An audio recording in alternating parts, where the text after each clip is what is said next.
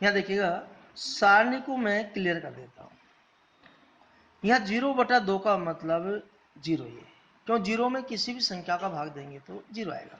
यदि sign 0 degree के मान की आवश्यकता पड़ेंगे तो हम 0/2 नहीं लिखेंगे, हम 0 लिखेंगे।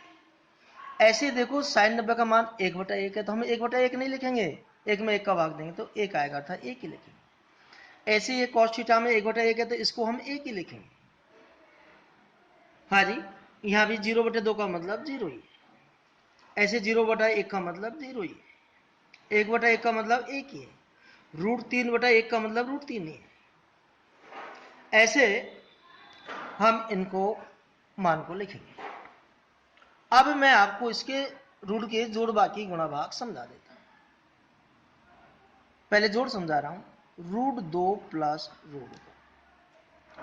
देखो, रूट वाली संख्या की जब जोड़ बाकी करते हैं तो अंदर की संख्या की जोड़ बाकी नहीं होती है, और अंदर की संख्या सेम होगी रूट के अंदर की, तभी जोड़ बाकी होगी, अन्यथा जोड़ बाकी नहीं होगी। तो जैसे मैं आपको बता देता हूं, जैसे हम x प्लस x जोड़ते हैं तो यहां x की जोड़ बाकी नहीं होती है, इनके आगे की संख्याओं की जोड़ बाकी होती है। जैसे x के आगे कछु नहीं है तो 1 माना जाएगा, यहां भी कछु नहीं है तो 1 माना जाएगा। अब 1 और 1 को जोड़ेंगे तो 2 आएगा। x की जोड़ बाकी नहीं होती है, x तो यूं की यूं ही आता है।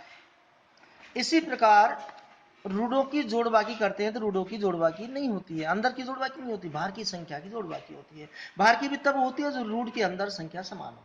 यहाँ रूट के अंदर संख्या समान है, यहाँ भी √2 है, यहाँ भी 2 है, तो इसलिए जोड़ बाकी। इसके आगे 1 है, इसके आगे भी 1 है, 1 और 1 2।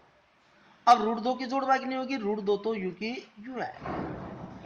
ऐसे ही 2√2 प्लस √2, यहाँ 2√2 है, यहाँ 1√2 है, 2 और 1 3√2 है। हाँ जी, 3√2 प्लस 5√2। अब देखिए, √2 समान है तो बाहर यहाँ 3 है, बाहर 5 है, तो 3 और 5 8 हो जाएंगे, √2 का √2।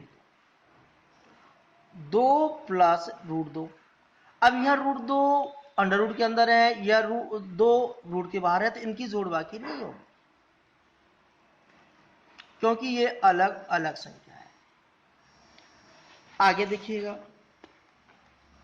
√2 प्लस √3। अब दोनों रूट में है, लेकिन ये संख्या अलग है, ये संख्या अलग है, तो इनकी जोड़ बाकी नहीं होगी। ऐसे देखिएगा, 3√3 प्लस √3। अब यहाँ रूट के अंदर 3 है, यहाँ भी रूट के अंदर 3 है, तो सेम है, तो इनकी जोड़ बाकी हो जाएगी और आगे की संख्या की जोड़ बाकी होगी। तो यहाँ देखो, आगे 3 है, यहाँ आगे 1 है, 3 और 1 4, और √3 की जोड़ बाकी नहीं होगी, √3 के √3। देखिएगा, 5√3 प्लस, तो यहाँ बाहर बाहर की जोड़ बाकी होगी। जैसे 5 है, यहाँ 2 है, तो जोड़ेंगे तो 7 होगा, और √3 के √3। अब और बड़े बड़े जोड़ बाकी बता रहा हूं मैं, जैसे 2√2 प्लस √3 प्लस 3√2। अब देखिएगा, यहाँ रूट के अंदर 2 है, यह रूट के अंदर 3 है, यह रूट के अंदर 2 है, तो ये संख्या और ये संख्या समान है, क्योंकि रूट के अंदर 2 2 है, तो ये संख्या समान है, तो इन दोनों की जोड़ बाकी होगी। तो यहाँ 2 है, यहाँ 3 है, 5 हो जाएंगे, √2 का √2।